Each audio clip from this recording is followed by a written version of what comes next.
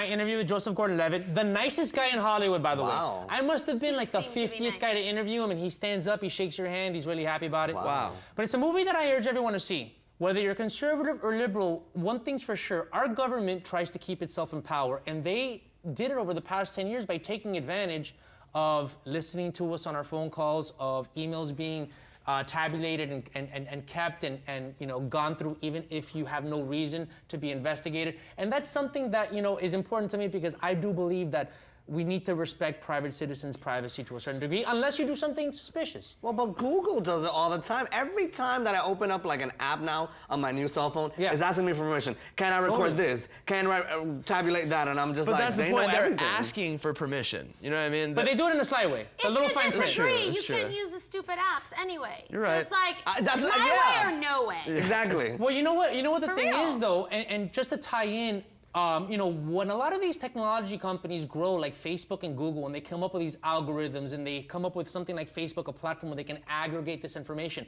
that information is sold to two parties. One, private interest. They want to know how to market things to you. Right. But it's also sold to the government. The government's one of the biggest customers for this aggregated information from Google and Facebook. It's not even a secret. I mean, they're a big partner. They spent $2 billion in this data center in Utah to be able to store all this data because it's like there's not even enough space. Imagine like. And it's all Bruno's Snapchats. Yeah, It's literally Bruno, only my please, Snapchat. I need to stop snapping. If you see my stories, just delete them. No, but the worst part, I mean, something that I read about this, because I think it's really interesting, is they work in secrecy. Right. And there's no democracy in secrecy. Exactly. So, like, Yes. it's being like a double standard where we live in with these kind of things, because at the same time we have the liberty of speech and the liberty of privacy. For now. And then we have the Patriots Act that comes and cuts it off. Yeah. So it's like, what constitution are we really? Now, let me ask you a question. You're from Mexico, and first of all, you and me are just becoming two peas in a pod when it comes to our, you know, this independent, suspicious of power thinking. Yeah, what about Mexico? conspiracy. Do Mexicans